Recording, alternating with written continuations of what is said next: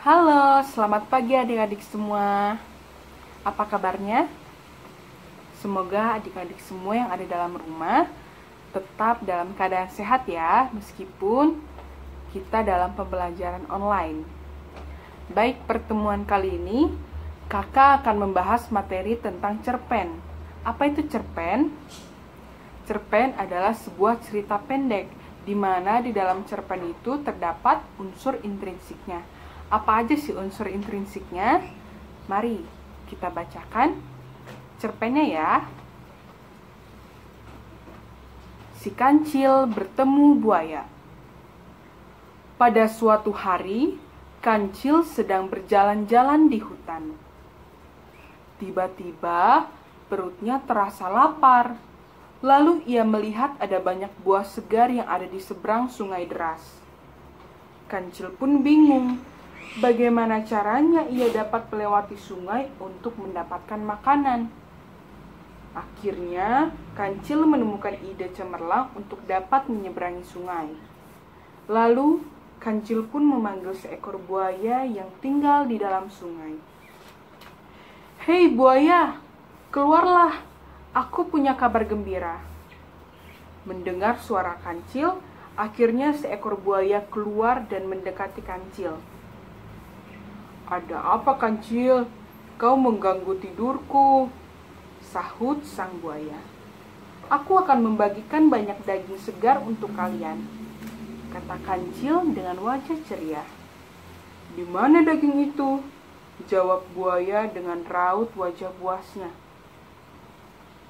"Sepertinya dagingnya cukup banyak. Kau harus memanggil teman-temanmu untuk memakannya juga." Akhirnya buaya besar itu memanggil kawanan buaya yang lain. Setelah semua berkumpul, Kancil meminta mereka untuk berbaris rapi. "Untuk apa kami berbaris rapi?" tanya sang buaya. "Aku harus menghitung berapa jumlah kalian untuk membagikan daging secara merata." Kancil pun berhasil meyakinkan mereka, dan buaya-buaya tersebut membuat barisan seperti membentuk sebuah jembatan. "Baik, aku akan mulai menghitung.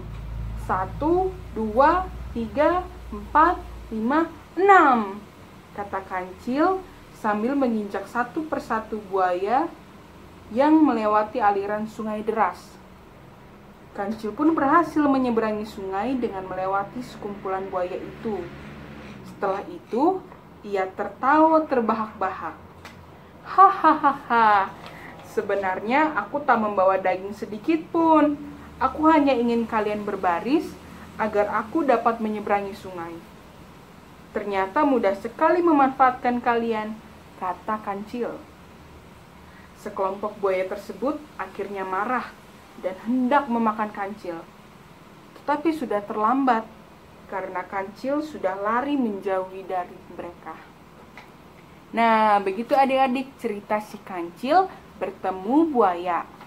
Nah, selanjutnya kakak akan membahas unsur intrinsiknya. Di dalam unsur intrinsik terdapat tema, penokohan dan watak, lalu latar, alur, sudut pandang, dan amanat. Nah, tema dari cerpen tersebut apa sih? Ayo, apa? Yap, benar sekali.